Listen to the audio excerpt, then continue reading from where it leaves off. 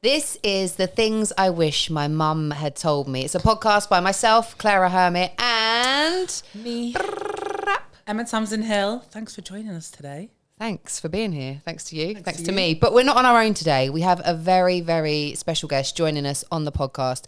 She is a sex and relationship therapist. You've seen her on your TVs, on Married at First Sight. She is the one, the only, Charlene Douglas. Woo!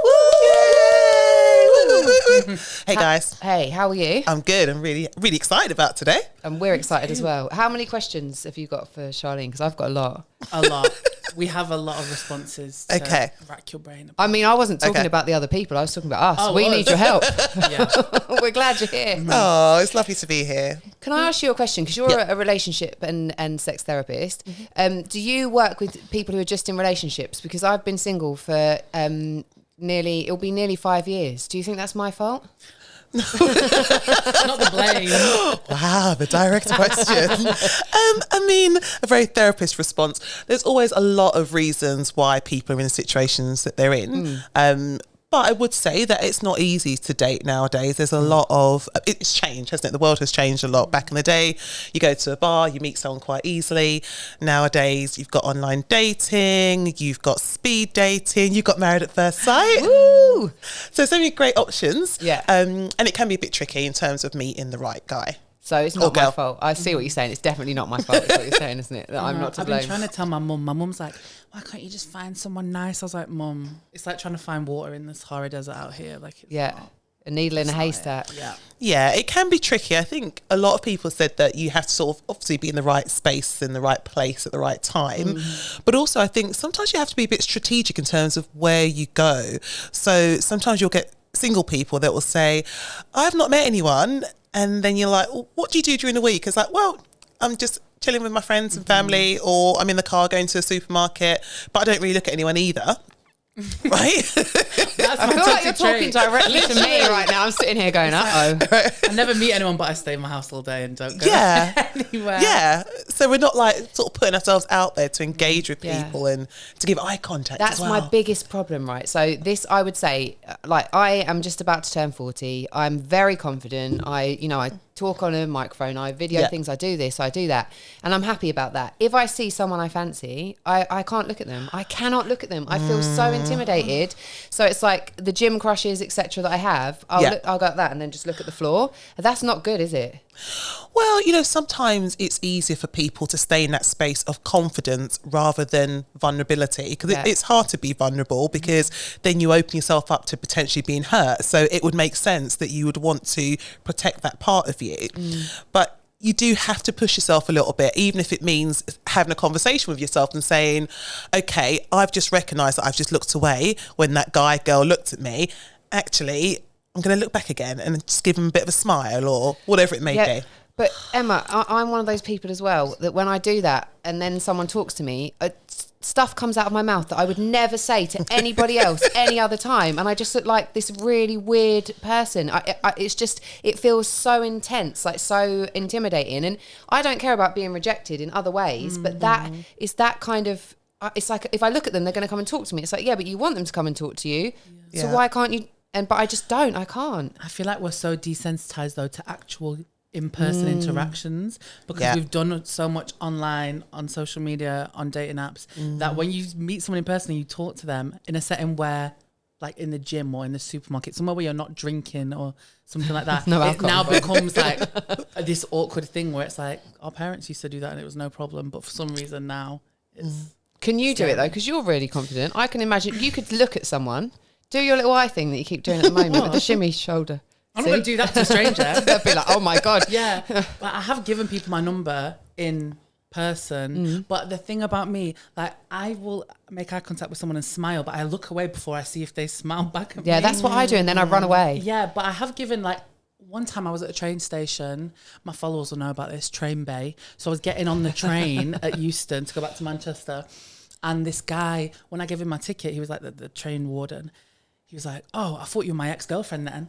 And I was like, I can be your next one if you want. But then I thought that doesn't even make sense, because I've already ruined the relationship before it even started. But either way, I wasn't it was just a quick retort. Got on the train, then I thought, no, you know what, I'm going to give him my number because he was cute. So I wrote my number down and ran back up and gave it to him and ran off. Yeah. And then we actually ended up going on a couple of days. Well, there you go. Yeah. Good on you. Thank you. Yeah. But Charlene, people listening who are like me and somewhat like Emma, because I think that's a good idea. I don't know. I would probably be the person. I've definitely done it. I've done it on a plane where I've spent like an 8-hour plane journey thinking that guy's really cute. I've written him like a little note, but then just not had. I'm like, well, now I've got to give it to him. Then I'm on a plane. I can't escape. But what would you say to people? Like, what would you say to me and Emma? You know, who I'm looking to meet somebody nice. Where should I be going, and how should I? What's the right approach? Well, I think take the pressure off yourself, probably first and foremost. Maybe go to places that are quite relaxed, are quite fun. So when you're engaging conversations with potentials, in the back of your mind, it's not like, oh my gosh, they're going to know that I'm really into them. And, you know, take that away from the space and instead just approach it in a really like fun way.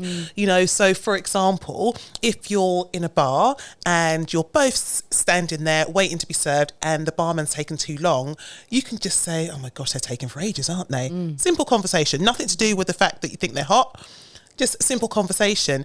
And then it will give you the information and the evidence that you need that, is this person into me? Because if they are, they will continue that conversation. Yeah. Or if it was me, it'd probably come out forever, man bar taking. And gibberish. I think some people though struggle to know, is someone into me or are they just being friendly and nice? Yeah. However, you often know when it crosses into that they're showing a little bit more interest in me than whether the barman's taken too long to go. You know, like there's a point where you think, okay, and things like eye contact is powerful. You know, if someone is into you, they will look into you, will capture a moment where they're watching. I'm doing eye contact. I know. I'm practicing. I'm like, I'll do it just to show. Like, you know, they will like, and you then realise that, okay, there's a little bit more here. You add a little smile to that, girl. It'll be like this. When I was in Malta last week, I met this guy in Malta and he was like so intense eye contact. And because if someone's giving me eye contact, I'm going to give it back.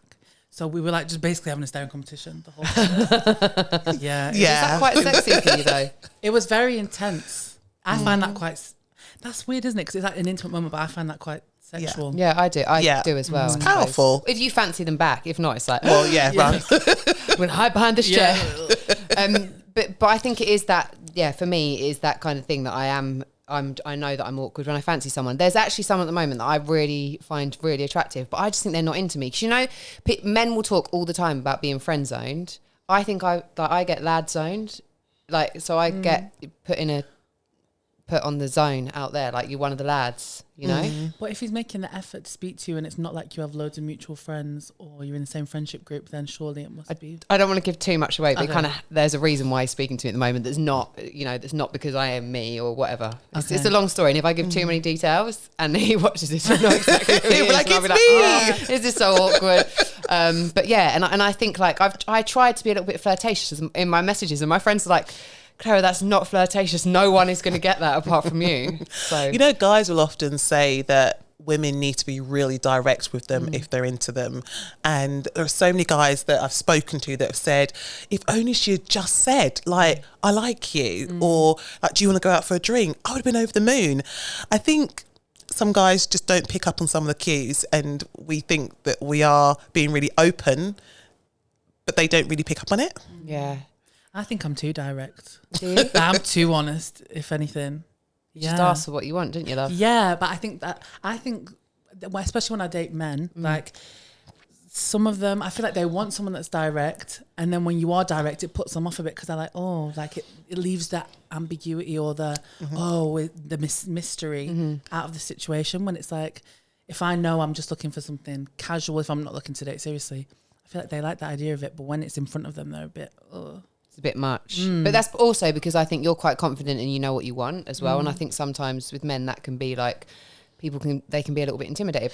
Should we be approaching men? Because I feel like, and you know, I mean, not just random men on the street, but if there's someone that we, you know, think is attractive as women, should we be trying to kind of, you know, approach men more? Because a lot of guys will say, you know, they're scared of rejection Right. when they approach people.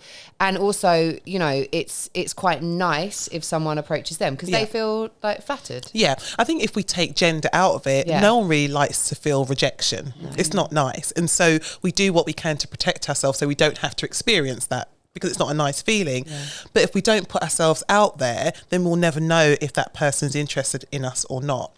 And I think that if you see an opportunity, find something that you can do that where you feel fairly comfortable doing. And that might be a smile, it might be good, you know, eye contact, it might be making a conversation about something that's going on around, you know, within your vicinity, but just some way of connecting with them so you can work out whether they're interested in you or not, and then take it from there. Yeah. I want to talk about sex because Let's talk about it. Let's talk about it. How important for you as a relationship therapist, talking to couples and people who are in relationships, how important is sex in relationships? It's different for different people. Right. It's different for different people. I think, I mean, that's a question that I get asked quite a lot. For some people, they really need it to feel connected to their partner. For other people, they need to feel connected before they have sex. So it's different for different people, I'd say. Yeah, but there's not like a generic rule because, you know, I think it's, when it comes to kind of relationships, it's just interesting that with sex, because I think like it is that point of kind of physical connection and intimacy for a lot of people, but you often hear people talk about, oh, we've been in the relationship for this amount of years and now our sex life's really gone downhill. So how do people stop that from happening? Well, I think the thing is this, I think oftentimes when you first meet someone, the mystery of meeting someone new means that, you know, sex is quite exciting because you don't know what you're going to get. And it's like, oh, I wonder what else they can do. What else can they touch? What else, you know, you want to know what it's going to feel like and what the experience is going to be. But when you're with someone for a sort of considerable amount of time, there's no like excitement in it anymore because you know what you're getting. Right. Yeah. And so you'll often hear like couples say that guys will be in bed at 3 a.m. and they'll sort of tap the woman on the shoulder and be like, babe, in a really unsexy way, like, babe, do you have some sex? Oh my God. And like, I saw this thing on Instagram the other day that was like, men will wake you up at 3 a.m. for 10 seconds. Right. Like, right. Not sexy. So then oftentimes you'll get women that will be like, why would this be exciting for me?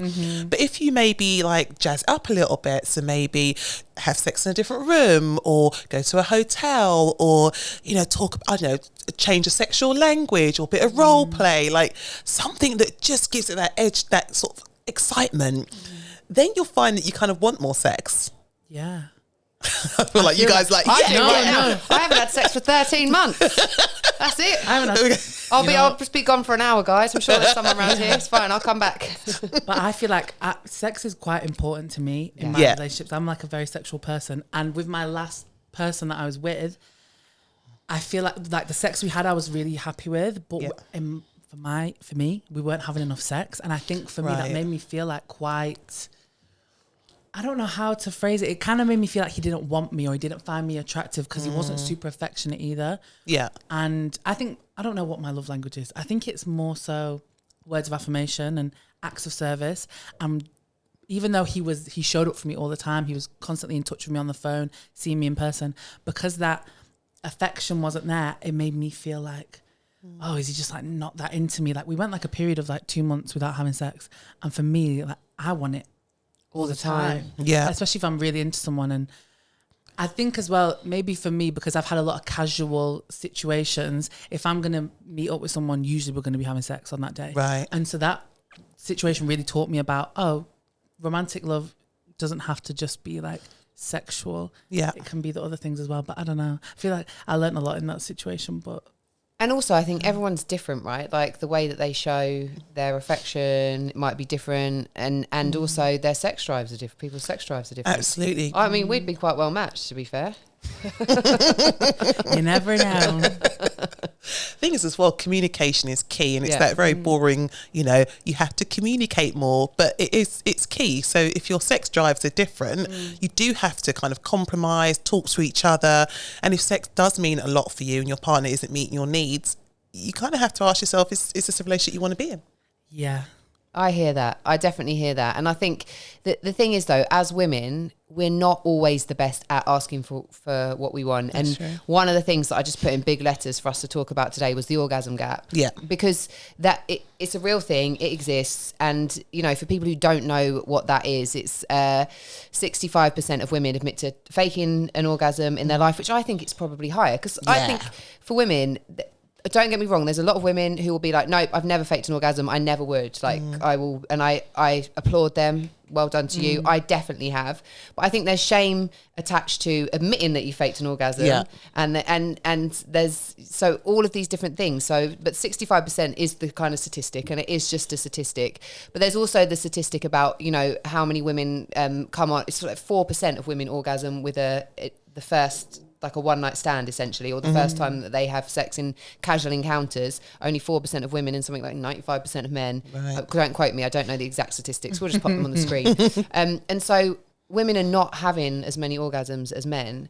And obviously our bodies are very different, right? So there is that. But is there other things that kind of are causing that as well? I mean, there's a whole host of things. I think the first thing that comes to my mind is the fact that society teaches us that we should be giving, we should be the givers. It doesn't teach us about pleasure.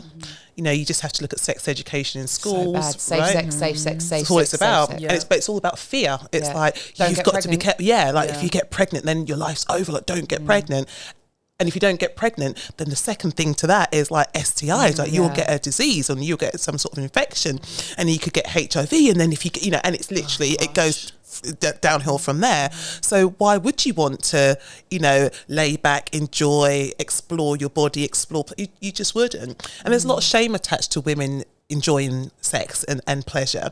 You just have to look at things like, you know, when a young boy, a little toddler is playing with themselves, it's like, oh, it's really cute. Oh, look what he's doing. A little girl does that. It's like, no, don't do that. Girls don't do that. And so it's those types of messages that we get growing up. And then when you're sort of thrust into the world of being an adult, it's like, okay, go ahead and you can enjoy sex now. And it's like, well, where do I start with it? How? What do I do?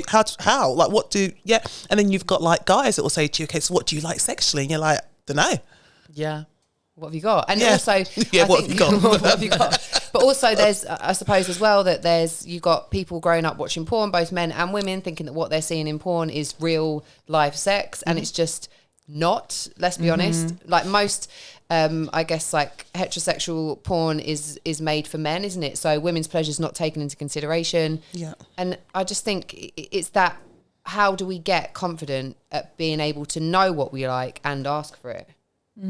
I'd say even lesbian sex is aimed at heterosexual men as well. Yeah. It's for their pleasure.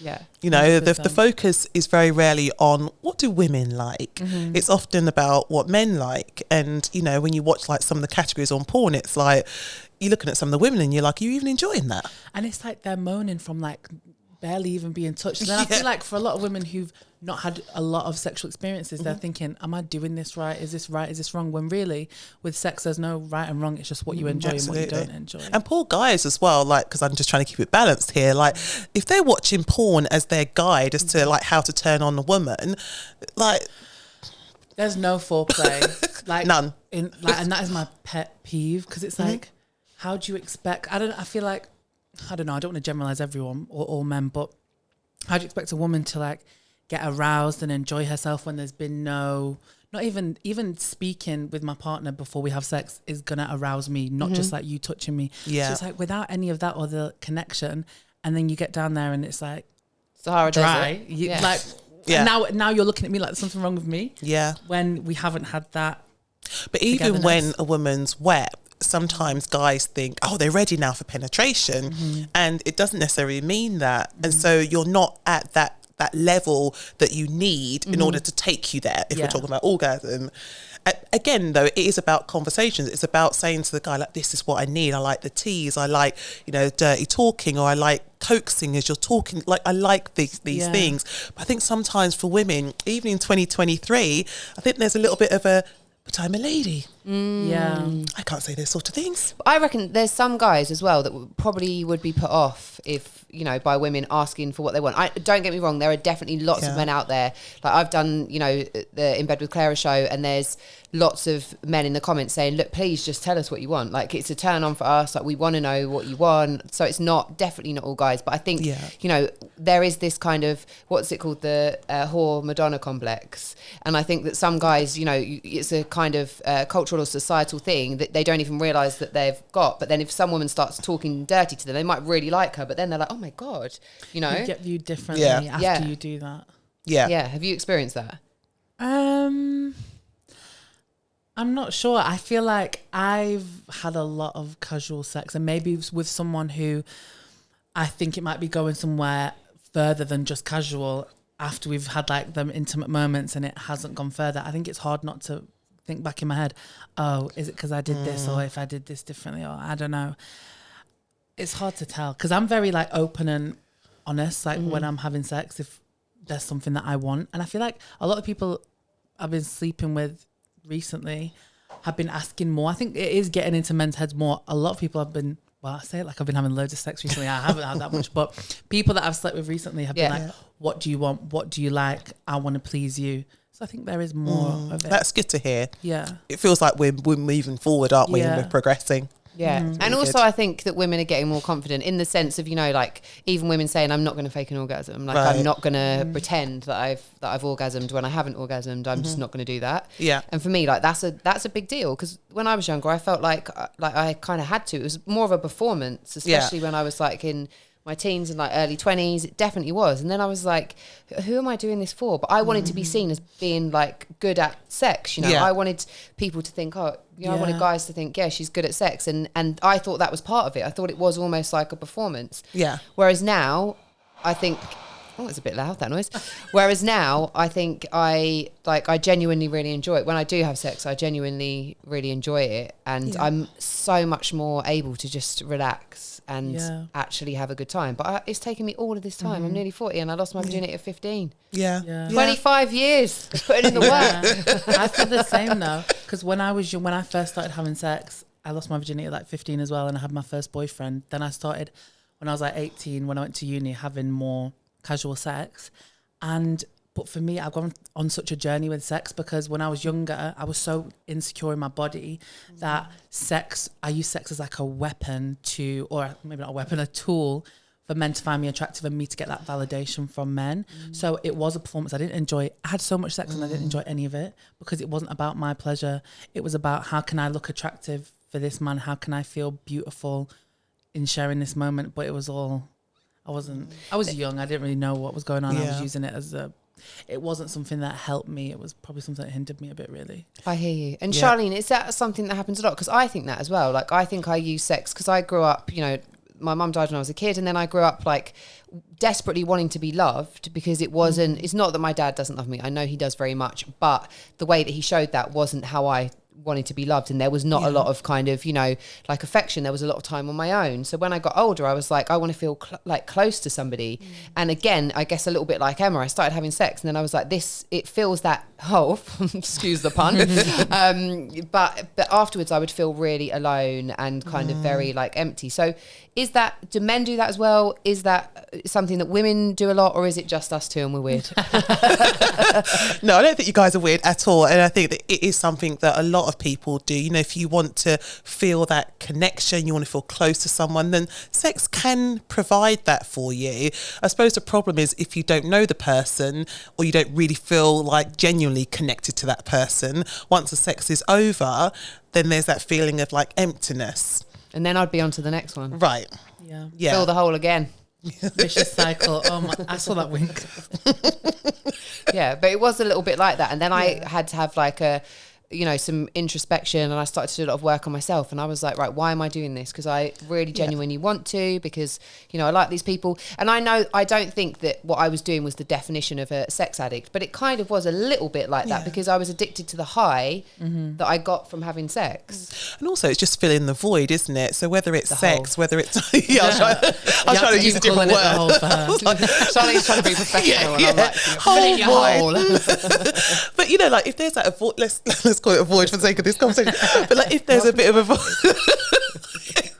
if there's like a void, let's say, of feeling alone or feeling maybe neglected or rejected or whatever it may be, then we do look for things to fill the void.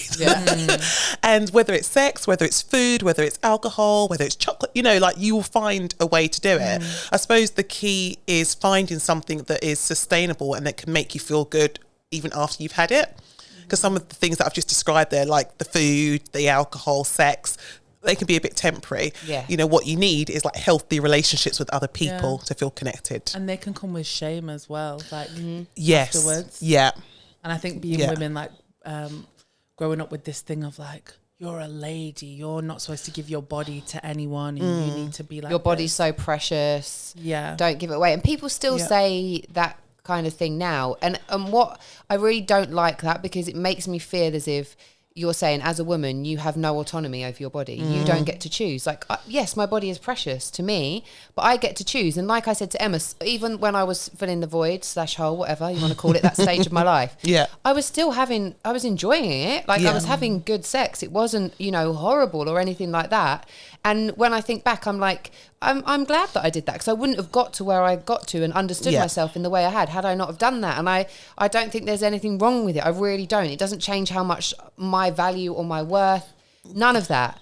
But we do grow up with this kind of idea that as women, we're supposed to keep ourselves and all of this kind of stuff. And it means that when you don't, fall into that category because it just doesn't suit you, that you can end up feeling horrible.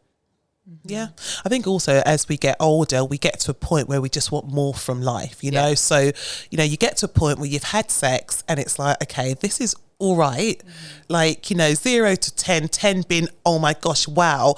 It's like a 6 and a 7, but you get to a point where you're like, actually, I want the 10 now. And I think maybe that comes with age, maybe it comes with maturity, I don't know. Yeah. I want a 10. I want an 11. But that's why now. So now I'm in a stage in my life, and this has been for a little while. I'd say probably for like the last 8 years or so. I just really slowed everything down. And found other ways to fill my void.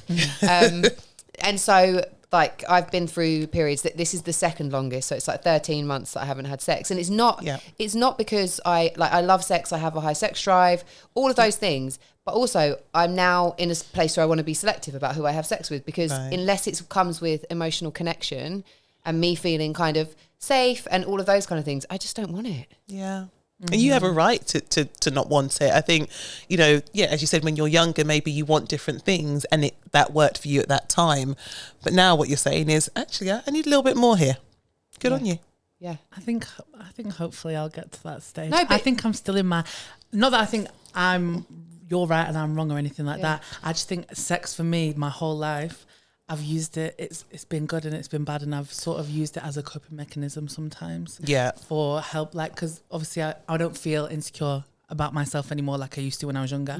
But like my sex life is still like an old habit that dies hard, because I really enjoy sex, but sometimes I find myself in situations where I'm like, hold on, why am I actually doing this? Am I enjoying this, or am I doing it because I feel like sometimes, maybe like last year, I'd end up in situations where I was like, I'm just doing it for the other person, not for me, not because I want to do it.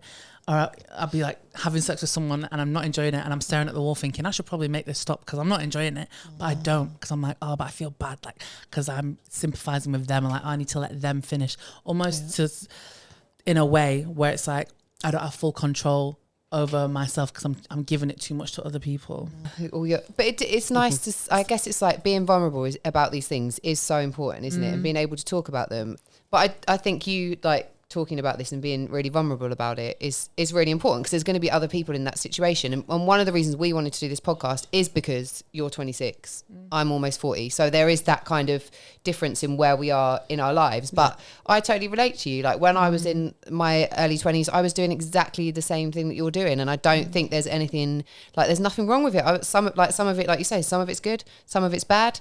But sex is just one thing, isn't it? Yeah, absolutely. And also I think when you're younger, it's important for you to go through these experiences because, I mean, not all the experiences are bad, and it sounds like you're having a good old time. So, you know, and from that you can use some of what you're learning on this journey to help you in your sort of later years. So I say later years, like you're so much more older, not so much more older. You're still young, my girl. Retirement pending. But, you know, and you think about when we were younger, like some of the experiences were good, you know, and it's helped us today. It's helped us to know exactly what we want in a sexual relationship and equally what we don't want. That's it. That's probably key. And is there truth in this thing that men reach their sexual peak at quite a young age and then women reach it later?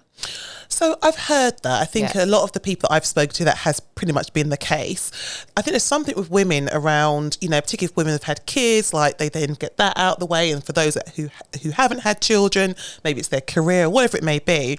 But then there's a point where they're just like, no, I refuse to have sex that's not enjoyable. I refuse to continue with sex if I'm not going to get any pleasure from this. And they just find their moment. I love that. Yeah. I feel like I've heard though, as you get older, you just start giving way less fucks about anything in life. So you get to a point where it's like, I'm comfortable in myself. I know myself. Right. There's that security. And if you're with a partner that you've been with for a long time, then it's like everything can match up beautifully. Yeah. And I even think now, even if the last few times that I've had sex and the people that I've had sex with haven't been like long time partners, it might have been, I've had like one successful like fuck buddy in my whole life really, where it's just like I fancied him but not not enough that I wanted anything more from him. But like when I was having sex with him, of course I did want him to feel pleasure, but also it was about me, like it was a lot about me. And I was just like, I'm going to make sure that if we're doing this, that I'm going to enjoy this, and I'm going to like be assertive and be all the things that I want to be. And also like with like my body as well, I think some of those, the kind of way that I used to feel really insecure about how I looked and my body's all gone out the window. And I don't care if I'm, you know, my legs behind my head, it can't actually go behind my head, you know, like right back there somewhere, and whatever else is going on, don't care about any of that, you know, like queefing, any of that stuff is all completely normal. I don't care. I just want this to be a pleasurable experience. And so I do think that is like something that is there for me as I've got older. And also the other thing that I've spoken about before, and lots of women were like, yes, that's me, or no, that's not me, is the idea that women, some women can't come from penetrative sex alone. Is this actual fact? Because then there's some people like, if you just follow this tantric sex guru, you'll understand that every single woman can have a penetrative orgasm. It's just they just need to learn to relax, which I think is like shaming, and it's almost like you're a grown woman and you're telling someone, oh, actually, no, you're wrong. You don't know your body. So what's the truth? Well, I think it kind of goes back to kind of like 1900s, where Freud had this thing that if you were mature, then you'd be able to have like penetrative sex and orgasm that way. And if you needed just clitoral stimulation, you're then immature.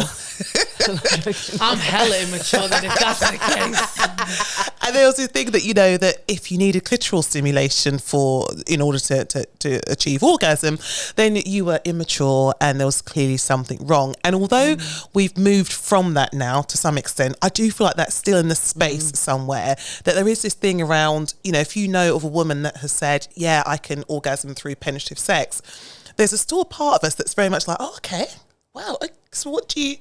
And I'm like, but is it that you're having an orgasm through penetrative sex, or is it that your clitoral area's also being stimulated as well, particularly the internal parts of the clitoris, so they're also being stimulated? So is it more to do with that? But whatever it's about, like, you just have to do what works for you, right? And whatever turns you on. But I think the way that you're kind of saying it, I guess there is this, it's almost like, oh, well, there's an added value, like there's something that you're missing out on that your vulva just can't do, and mine is so great you can. And I guess I do have orgasms from penetration, but what I would say is that that's changed. Like I didn't always used to, oh no, I'm backing up Freud now as I've got more mature. But it's not like a mental maturity. I think it's just an actual feeling more comfortable in my body, and also not caring about the guy, because it's not about that, but like actually saying, can you, because I think for a lot of women, whether it's a clitoral orgasm, like a penetrative orgasm, a combination of both, whatever it is, there is a lot of repetition involved, and doing the same thing sometimes at the same pace consistently, you know, and not rushed, guys, not this. Oh God, that's giving me PTSD. But that kind of like like repetition, and I think that I'm confident enough to not feel like, oh, am I taking too long? Is his hand going to get tired? Is his tongue going to get tired? Is he going to get bored if I'm, you know? I get in my head about that. But then I think now I'm just like, woo, let's go. So. But can I just add though, I think it's probably because you're in a place now where you don't just need physical stimulation to get you there. I think when you're comfortable talking about sex and you are in that sexual space, remember even sort of things that you think about psychologically can turn you on. Yeah. There are people that we know that can have orgasms through what they, you know, by thinking about something sexual, through breath work. You have me in your sleep. Right. And, you know, you hear about that quite a lot as well. So the very fact that people can do that, it shows that, you know, can help. But if you're in that sexual space, there are other things that can take you there as well. This is what confuses me though, because I feel like as a person, I find it quite hard to orgasm. Like I can make myself orgasm. Yeah. During sex, I don't have tons of orgasms. But then I'm like, is this just a belief now I've put on myself that I'm now believing all the time? But I say it takes me a bit longer to reach an orgasm, right? A bit longer than what? And who are we comparing it to? Because when I've had conversations with friends, like some of my friends can make themselves come through self-pleasure in a minute. For me, it's going to take me at least like 15, 20 minutes. Right. So I don't know. I'm not trying to make some kind of normal, but I guess I know for me, it takes me a bit to orgasm. What was my tangent I was going on? We were talking about when you're with guys. No. So it's so strange that I can have orgasms in my sleep, because when I'm conscious and masturbating or having sex, it takes me a bit longer. But then in my sleep, it's like happening. But that makes like a lot of sense to me. Yeah. Really? Yeah. Go on, tell me. Well, the thing Analyse her. Well, the thing is, when you're asleep, your defenses are down, right? So, you know, as you're awake, you're thinking about things that you've heard, things that you haven't heard, what you should and shouldn't be doing, what they may or may not be thinking. Should I be doing it? Should I not? When you're asleep, your defenses are down. So it's like you can just be your true self. You're fully relaxed. You're in that space, and you know you've got those ingredients at play that allows you to tap into that sexual part of yourself. So it completely makes sense. Because I can get distracted. I think for me during sex and even during self-pleasure, sometimes I can be doing it and really enjoying it, but I'll be thinking, oh, what have I got to do today? Oh, I need to do this work. Oh my God, why am I taking so long to come? Oh my God, am I going to come? Oh, if I keep doing this for a minute, and then I might, oh no, I'm losing it. Oh no, this. Yeah. And it's just like on and on and on. Yeah. And I feel like, even like I was having sex like last night, and he was like, oh, I want to make you come. What's going to make you come? And I'm, Pressure. and it's bad because in my head, I'm like, you can't make me come. Like, sorry, but you can't. But he can. Yeah. But I think because it's bad because I've almost put the belief onto myself that, oh, it's going to take too long, or this or that. And that's not to say I don't have orgasm during sex, because I do, because I know what to do to make that happen. But sometimes I'm like, oh, they aren't going to want to wait around for that. But I need to just get rid of that. You need to get rid of that. You know, it's like a limiting belief that I'm putting onto myself. I think what's really important is that when you're having sex, you need to be in a place of relaxation. That's key. And when you think about, for example, if you're in a swimming pool where you're sort of lying down, like you're lying back, the key is that in order for you to just float, right, you can only do that if you allow, no, what am I saying? What's the point I'm making here? So I feel like I've gone, I think because my Addison Lee taxi's on its way, I can just see that. Yeah. I suppose the point I make is that you do need to be relaxed. You do need to be in a space where you feel comfortable in order to orgasm. So if someone's saying, have you come, that puts a lot of pressure on you. And oftentimes what then happens is that you don't come because of that. It's the pressure that you're putting on yourself. The body doesn't work in that way. Yeah. Especially the female body. And I think that's why we have to be good at communicating, because men and women's bodies are really different when it comes to sex. And I think that, you know, like for guys, I guess, and I don't think this is necessarily, you know, a biological thing that they're, you know, very physical, but I think it is they're taught that, you know, it's about the physicalness. Whereas like with women as well, like you were talking about, you can get really turned on by someone talking to you, and that could start like in the morning and you're not seeing them until the evening, or they're away for a week and you could kind of be keeping that going for the whole, you know, the whole week. And that kind of playfulness, I think sometimes men just don't seem to get that. They don't, but also things like sexual language. And so I often speak to women about what sexual language turns you on and what sexual language turns you off. Because what happens is a lot of women, we will just get caught up into the how PG do I have to be or not be, for example, in terms of what I'm saying next. It's what No, you can be fine. Okay. Go for it. So in that case, so for example, you know, some women don't like the word pussy or cock, but they will say it. And it's like, but you know, it just shuts you down. So why not choose words that make you feel sexy, that make you feel turned on? But they won't. They'll just kind of get caught up in the, do you want to touch my pussy? It's like, but you know that doesn't turn you on. Why are you saying it? Yeah. Yeah, I don't know if I like saying pussy. I don't mind if someone says it to me, but I don't know if I like. I'm good at. I think my imagination is good, and I'm good at like writing stuff. But when it comes to saying it, unless I'm actually like having sex with someone, like if it was phone sex, I would probably be laughing. Like I would just find it hilarious. I love a bit of that. Yeah, but see, that's where your confidence is like. I just wouldn't have it. I'd hear the words coming out of my mouth and be like, oh. Yeah, it would ick you out. Yeah, I'd ick myself out. Yeah. Not dick myself out, ick myself out. It would all be going completely wrong. So then for like women who, actually on that topic, let's go on to one of our first dilemmas, because it's actually about this idea. And I think that, it will be interesting to hear, Charlene, what you think about this and what your kind of responses to it. So I'm just going to find it. Okay, cool. So this is the message that I got. It says, I've been watching your TikToks about sex and orgasms.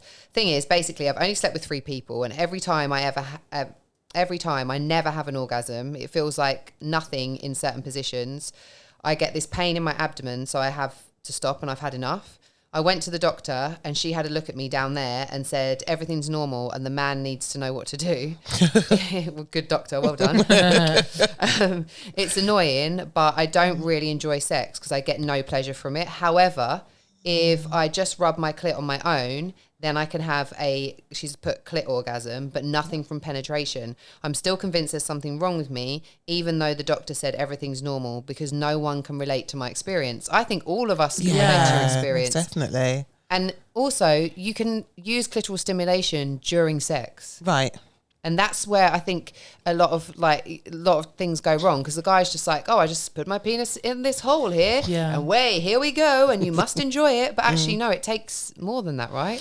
Absolutely. And also there are like sex toys as well. Like if we move away from this social construct about what sex should be, we would be having sex would be out of this world. You know, like you can have sex toys, lots of lubricant. There's like orgasm oils that kind of like heighten the sensation. You know, there's lots of different types of vibrators that do different types of things to different parts of your body. Collection. Right? I'm all over it. There's so much fun. You can play with like you can have a play around with temperature as well. So a lot of women say that sometimes they don't feel like they're in their body, and I'd say, well, then use a sex toy that's maybe in the fridge, so it's cold. It brings your body, you would then be in your body. What about ice cream? Because this one's used a bit of ice cream. And bringing this up, Clara. That might be a recipe. Where's the ice cream going? It went on the vulva. No, there's nothing wrong with it. Yeah, because it's probably a disaster when it comes to bacteria. Were you okay? Yeah. Well, there you go then. Nothing wrong with it. He licked it all off. He was having a lovely time, mate. Them Frenchies. No, the favourite part of that story is that it was the fish food ice cream, Ben & Jerry's, the one with all the bits in it. Marshmallow Making me embarrassed. No, why are you embarrassed? Just to say though, that on the vulva, absolutely fine, but you do have to be careful if it's starting to go to the Don't vagina. worry, it didn't go inside. Okay, yeah. I don't think so anyway. Yeah. Okay. I'm here to tell the tale. Yeah. So. Or make sure it's just all licked out. Yeah. Don't leave anything That is what behind. happened to me. So using sex toys. So this idea, I think, the idea that when you have partnered sex, that it should just be penetration, and that a clitoral orgasm doesn't count as you orgasming in partnered sex. Like for me, for a long time, I was only having orgasms through clitoral stimulation. So when I was like with my ex-boyfriend, that would either be him, like he could be behind me, and I would be like touching myself, or I used a sex toy. If he was like on top of me, I could still do that. Sometimes he would be touching me, and so I think you're right. This idea, there's like this linear way to do sex. There's the foreplay bit, and then you have penetration, and that's just penetration. That needs to kind of go out the window. Yeah, it doesn't really work for a lot of people, and also oftentimes people are not having enough foreplay either.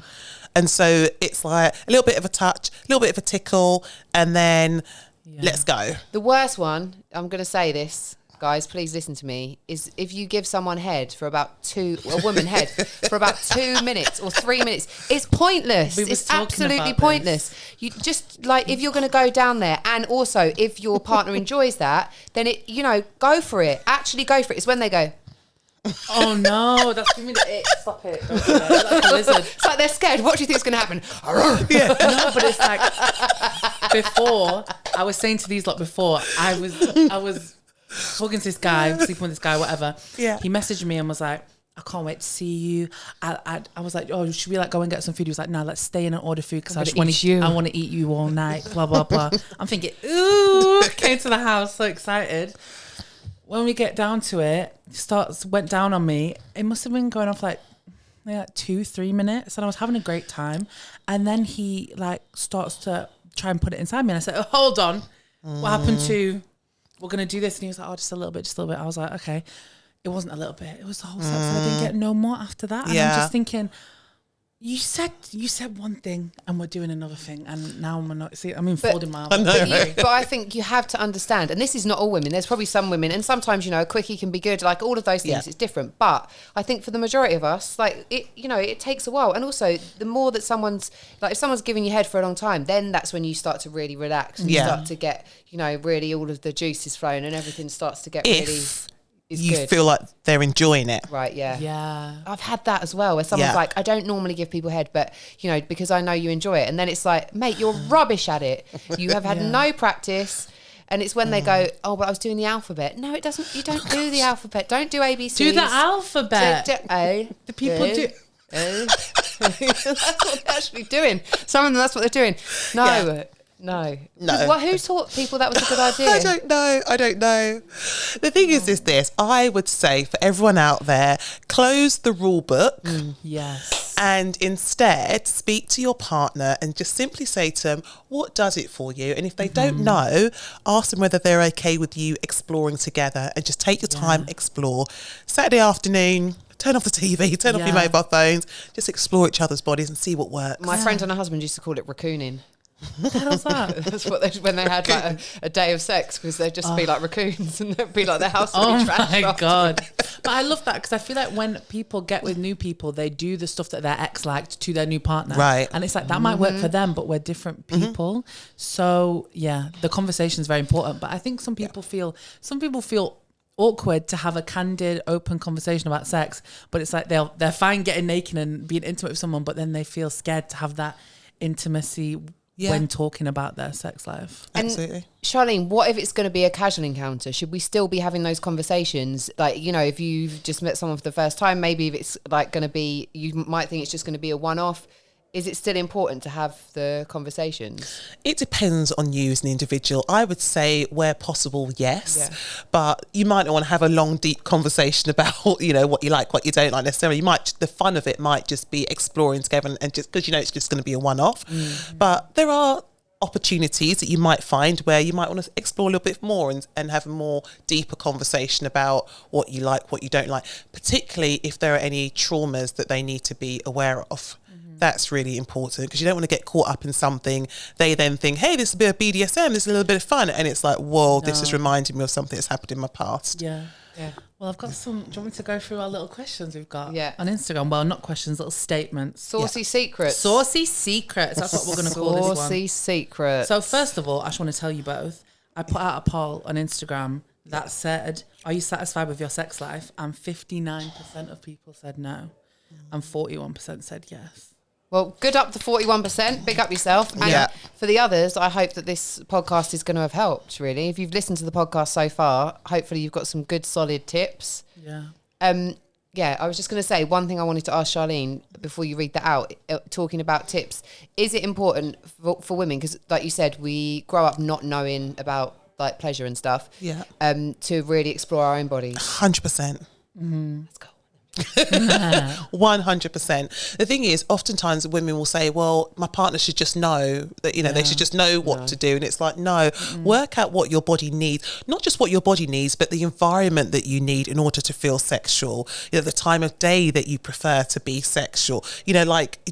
Sometimes people are turned off when their kids are in another room, the neighbours can hear downstairs. Like, you have to be super honest with yourself, but that takes exploration, and you deserve to give yourself that. Yeah. It's amazing how many women that I speak to who are like, oh, I've never owned a sex toy, or not that you have to own a sex toy to masturbate, but I haven't really explored myself and this, that. And I think probably because there is so much shame from when we were younger. Like when I was at school, if a guy said she fingers herself, that was like the biggest insult. Oh my God, she fingers herself. And I think that has led a lot of women to feel quite ashamed about having self-exploration. There's people at my school who got nicknames for stuff like that, and it lasted their whole, the whole life of being at school. Probably someone made it up. How would you even know if they've masturbated or not? Literally. What girls talking about that at 15? None, because you're ashamed to talk about it. And if anyone, that I was the same as well. You didn't talk about masturbation, but I was doing it. I just wasn't talking about it. So I do think that kind of idea of exploring yourself is really important. Right, saucy what secrets. Do you want? So I've got two for you. I've got what makes someone good in bed, or what has been your worst sexual experience. Which one do you want to hear? Charlene, what saucy secrets do you want to go for? I think what makes you good in bed. Okay. Go on. So, what makes someone good in bed? We have a lot of responses here. Someone has said, when they ask you what you like and listen, taking time to clearly make it about your enjoyment and not exclusively their own, pleasing you even if it's boring for them. Let's see, confidence, communication and openness. Someone put aftercare. Let's see, listening to what you like. So it's all about communication, isn't it? Yeah, consideration of both people's needs / boundaries. Everyone put in communication, confidence, compromise between what you both like. That's a big one. Communication, consent, attention for the other person, wanting to make sure you enjoy it. Communication, you can see that. Communication. And I wonder, because you've got a predominantly female audience, haven't you? I wonder what it would be like if we were asking men, because I think it would be really different.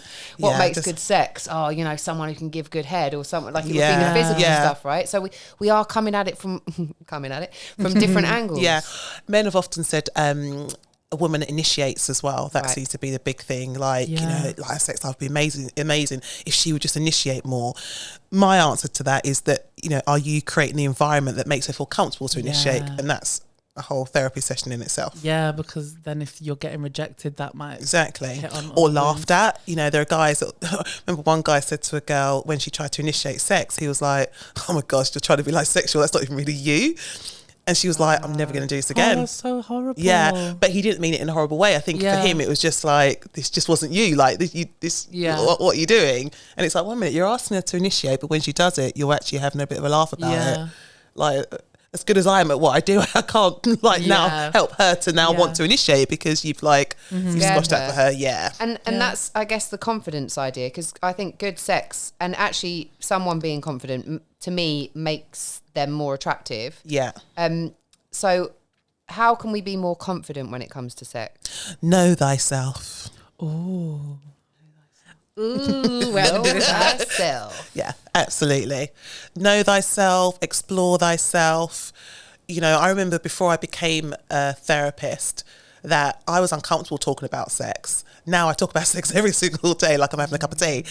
But that's only because I talk about it, I read about it, I learn, do you know what I mean? So now I'm not uncomfortable talking about sex. Normalised it. Absolutely, absolutely. And I think everyone likes being good at something. So it's like the more you know about something, the more educated you feel about it, the more confident you feel in it. Yeah, but I think for a lot of people, I would say instead of trying to be good for another person, be good for yourself.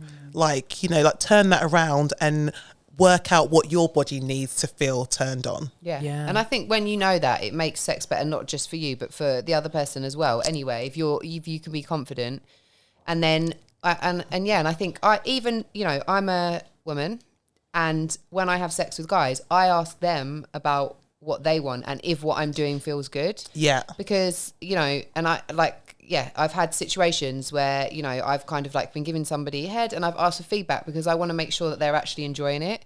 And everyone is completely different and what they enjoy is completely different. And like sometimes people have given me feedback and that doesn't offend me. I'd rather they were enjoying it than I was just doing something and they're laying there like, oh. Yeah, where it's hurting them or something like that. Yeah. So I think it's that kind of confidence, communication, know thyself. Absolutely. That's the line.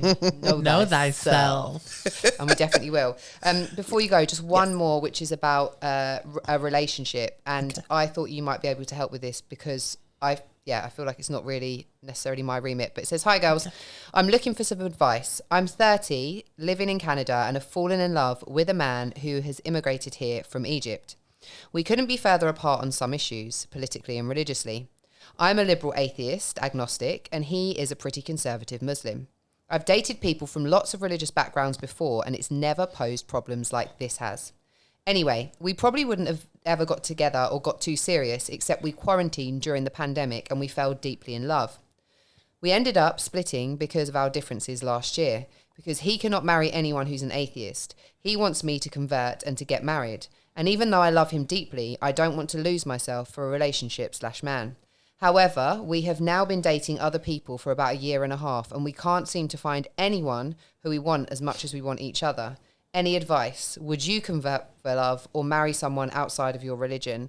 I'm pretty rational and leaning towards no, but also dating in my city feels like I'm in the trenches. Can relate to the last sentence. So what would you say to that? Because that's a tricky one, isn't it? It is really difficult. I think when you're in love with someone and you've got so much history and you want to be together, it's really hard when there are things like religion or culture or other things that come to play that mean that it puts a bit of a strain on the relationship. I suppose you have to be really honest with yourself in terms of whether this is something that you can commit to or not. We know of lots of people that have converted to other religions and it's been okay for them. But if you are an atheist, can you just all of a sudden now believe in God and become a Muslim? And if you do it for the sake of love, is it sustainable? And are you being true to yourself? And will you end up resenting them? So I think it's a lot to think about. Would I do it? No. Yeah, I don't think I could. No, because the other thing is then if you went on to have a family or have children, right, and then your children are going to be brought up within that religion and you don't necessarily believe in it, that's going to be really, really difficult. Yeah. And I think those differences are just too hard and too much. Yeah. And I think also a harsh truth that I've realised in the past couple of years is just because you love someone and they might be the love of your life doesn't mean you're always going to be with them. Yeah. Like love is really not enough. It has to work like in the way you live your everyday lives. I agree. Love isn't enough. And I never thought I'd ever say that, but I think you're right. I think there are sometimes factors at play that mean that it can't work. But yeah, I mean, I wish this person the best. That's a difficult one. And I've definitely been in love with somebody for 7.5 years, I would say, of my life, who was on many levels like so unavailable to me. And so, you know, I understand how it feels. And then I would kind of date other people, but it would never feel the same as it did with that person. And just to say that you do get there, like you do get over that person and you can move on from that person. You can. But I think you're right, Charlene, like you have to make that decision, and Emma as well. Like, can I actually do this? Am I going to end up resenting them? And that's it. Okay. So it's about that time of the podcast where I'm going to talk to you about some saucy secrets. Saucy secrets. But I wanted to do it more like saucy secrets. It's just giving a bit cheesy. Like I need it to give sexy. So you're calling me cheesy? I'm saying they can live in harmony, but I'm trying to give us Okay, you go with your sa. I'll do the harmonies. Okay, anyway, so basically I put out a poll on Instagram and said, what has been your worst sexual experience? Worst? I've got the juice. What's yours? See, that's a big question because there's too many to count, in all honesty. But I just feel like worst sexual experience, I just hate. There has been times, I feel like I've spoke to you about it before, like when I've been with a guy who like, it was like so fast. Like I think they call it jackhammering. Yeah. Where it's just like, Like rabbits, like yeah, animals. but then he was also profusely sweating onto me. And then it's like the cold, wet, clammy sweat mixed with the bad penetration that just really sent me into a spiral of considering the meaning of my entire life and why I was in that situation. Yeah, and you wanted to get out as quickly as you possibly could. Yeah, bro. And I'm glad you did, and you're here to tell the tale. I'm here. I did actually survive that event, yeah. You really but it did leave me scarred for life. Yeah, of course it did. Anyway, so I have lots of juicy responses here. Okay, so what has been your worst sexual experience? My friend actually said this, right? She's put in and put... No, well, hold on a second. You're supposed to keep him anonymous. She is anonymous. I got many friends. Okay, just checking. I thought you only had one. All right, okay. Yeah, it was you. So she put, someone pissing themselves next to me in their sleep straight after sex. That takes the damp patch to a whole nother level, doesn't it? You know? The worst kind of damp patch. Yeah. Out of all the ones that could possibly be. I don't know if that is the worst one. Could be. Blood would be the worst one. Oh, God. Carry on. Anyway, I think piss is worse than blood. Sorry. Anyway. Do you think so? Yeah, man. But blood stains the mattress or piss stains the mattress? Everything is going to stain the mattress. Yeah, I'm only thinking about the mattress. You're thinking about the dry cleaning bill afterwards. Basically that. Okay, so... Oh, what have we got? Freshers week, a guy was too drunk. As he was about to insert, he threw up all over me. Oh. There's so many vomit stories in here. I have a friend who she was with this guy and she was on top of him and she threw up on him like mid-sex. There's been so many stories about like giving head and throwing up. That's actually never happened to me. No, I've never thrown up during that. No. Never thrown up during sex, full stop. Just putting it out there. That story was not me. But I just told about my friend. It wasn't okay. good. While inside me, he said he wants to feed me a mouthful of donuts mid-sex. What the fuck? And this has come from like a girl. I know who this is. And she's like a big girl. So I feel like it's giving fetish. Yeah, fetishization. Because all in all, to be fair, I'm not someone who thinks that food and sex mix that well together.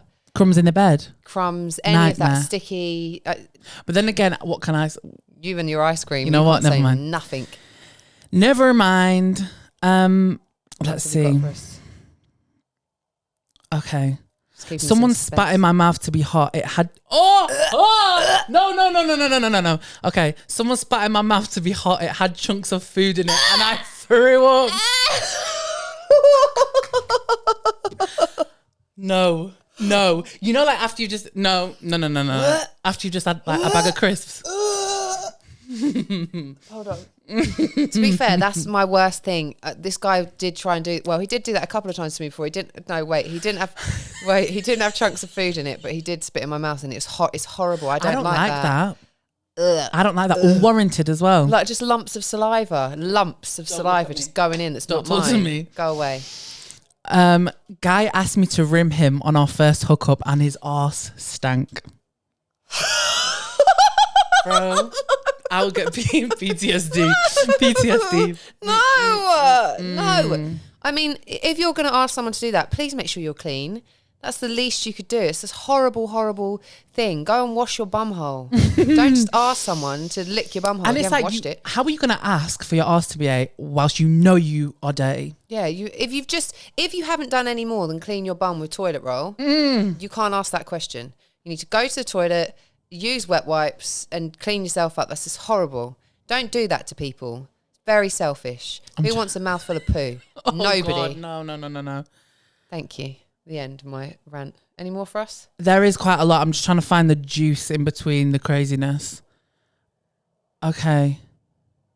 Oh, God. I was high and doing the deed, then condom got stuck inside me. The panic I felt. We've all been there. We've definitely all been there. It's the retrieval part that's fun and games. That's what I mean. And I was talking to one of my friends recently and she said, because that happened to me a couple months ago, and she said she had to go to the hospital and the nurse had to take it out. Like it's not, she said it was so high up in the corner, the nurse had to get the speculum out and everything like that. Yeah. I mean, if you are bored and you want something to do, it's a good game of hide and seek, isn't it? But this is some of these answers are a bit dark and I'm trying to bypass the dark ones because it's getting a bit scary. Also, once you've read them, you can never go back. I know. It's Saucy Secrets, though. It is saucy. Someone decided to play Mario Kart on my clitoris. Fastest lap wins. It hurted for 2 days. It's like carpet burn. Not fastest lap wins. Fastest lap wins. You get carpet burn from He that. said, Carpet burn. DJ. No, not even like that. It's bad. All of this is just making me just... Mario Kart's like that, isn't it, though? You don't use your thumbs in Mario Kart. Yeah, but you still got the thing on the... Oh, that. Yeah. That's not how you do it. Don't do it like that. Okay. Oh, no. Oh, no. Okay, hold on. He put a vibrator up my arse while fucking me. No warning. And first of all, yeah...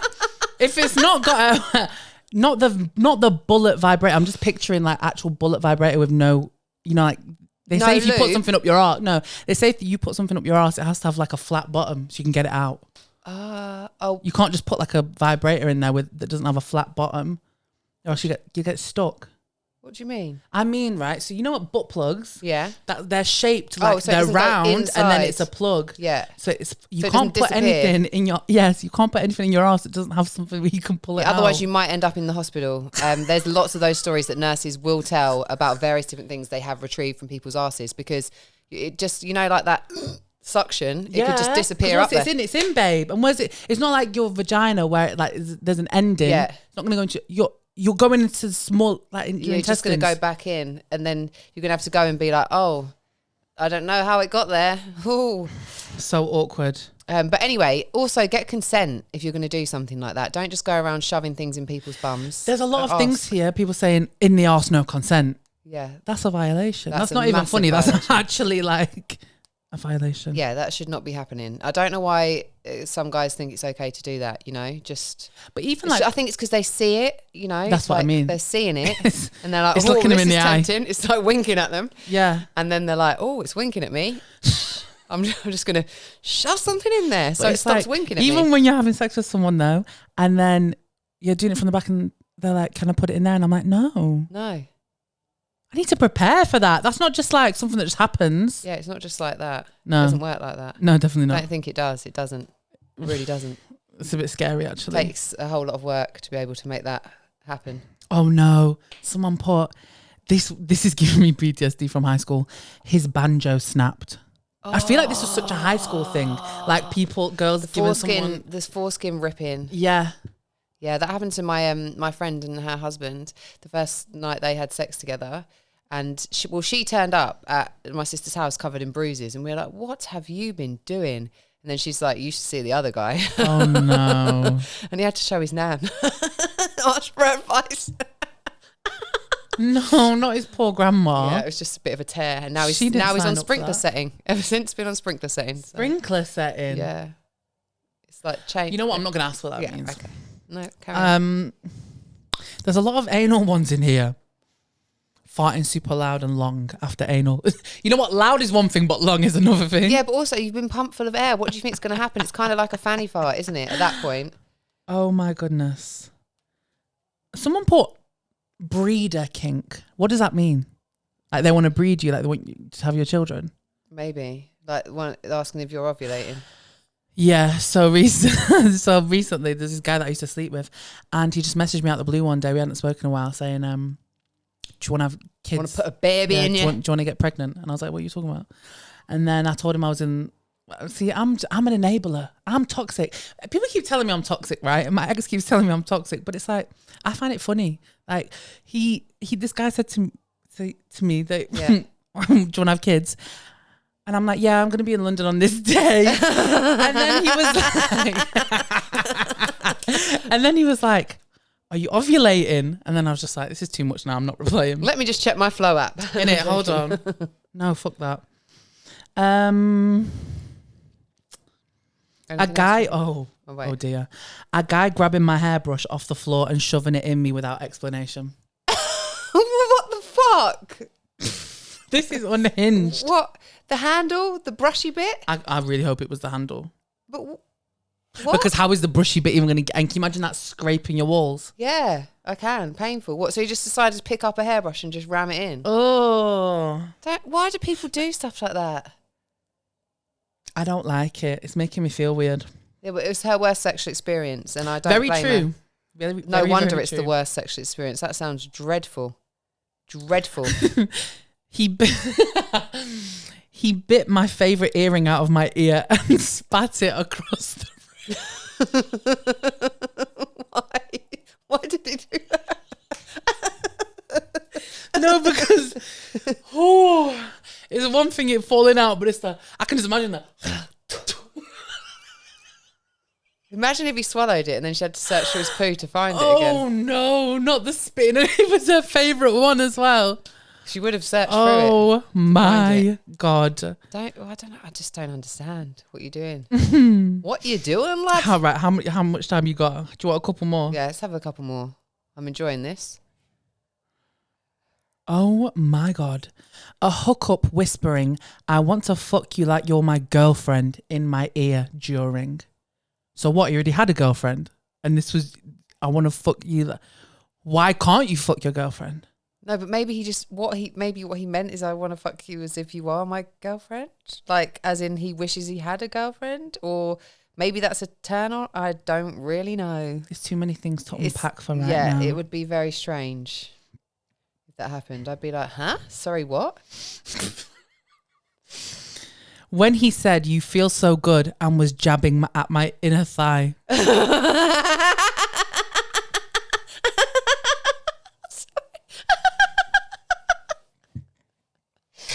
Not the crease, the thigh. You know the crease between the thigh and the cooch. Wasn't even in the...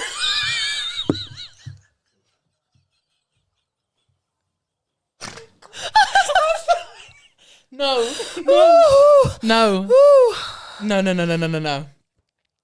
Because once you get me going, I can't stop. No. In between the arm. Do you want my elbow? No. Here, what about here? You want to give here a go next? Oh my God. If you enjoy down there, wait till you try. Oh my God. You know what? Oh God. Sorry. I mean, what a mistake to make. A boy who bit my face and growled at me. He was getting animalistic with it. Oh dear. Oh my God. When people do make animal noises during sex, that is really strange. Really strange. I like a grunt. You like a manly grunt. No. You don't like that? No, I don't mind that. But once there was this guy and I didn't have sex with him. Just, a hand job. Yeah. And when he came, he growled like a bear, like an actual bear. Can you make the noise, please? Like this. And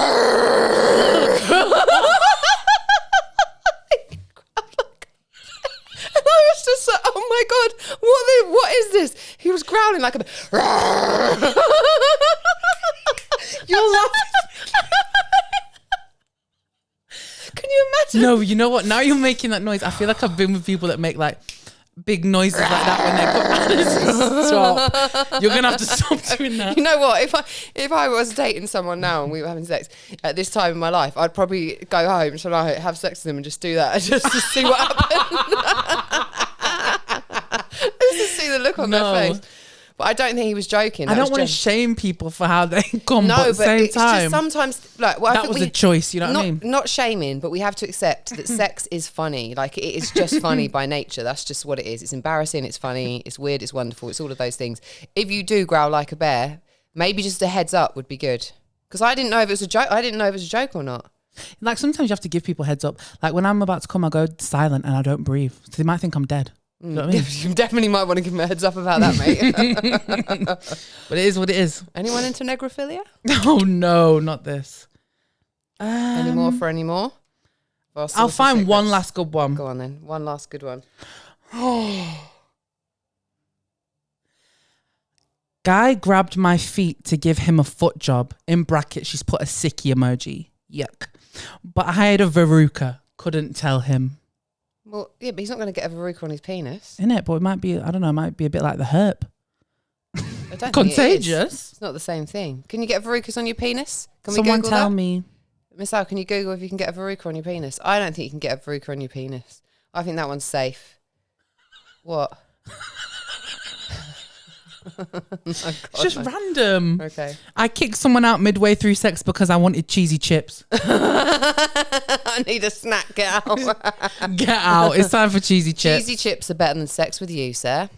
All right. There is more, but I'll just leave it there, shall I? It's not a glowing report. There's just so many. Yeah, it sounds like there's quite a lot. Oh no. I'm going to leave you on this one, actually. I know I keep saying that. Slept with a girl and halfway through she started calling me mummy's good little boy. Ooh. Yikes. Jump scare. That's really weird. But like, if you're into that, you're into that. But then you have to let them know before you start shagging. No, otherwise they're not going to know, and then that could really freak somebody out. Yeah, big time. Imagine they have an absent mother, and now you're like, "Mummy's good little boy." Nah, no, that wouldn't be for me. Would you? If someone's like was caught saying like "daddy's little girl"? I don't like that, but I'll call a man daddy. Yeah, but not in that way. Not in like a little girl way. No, that's just weird. No. It's just a bit weird, isn't it? Yeah. I've enjoyed this Saucy Secrets. That was real fucking saucy. Real saucy. If you've got a saucy secret that you want to share, where can they do it? You can hit us in the DMs on Instagram at mumtoldmepod. Yes. And you can email mumtoldmepod@gmail.com with any saucy secrets, or if you have anything that you want advice on, you know, anything like that. As you can tell, consummate professionals. You know us. We're here to help. We're going to be back with another episode. Next week. Next week? Yeah. Oh, yeah, next week. So make sure that you've subscribed. Subscribed, follow. Share it with your friends. Why not? Share it with 10 friends. Share it with 100 friends. Send out a WhatsApp broadcast to all your contacts saying, oh my God, you really enjoy this podcast. I like that. Yeah. I don't really know how to top that right now. But when I remember, I'll remember. It's been fun. Beautiful. Bye. Bye.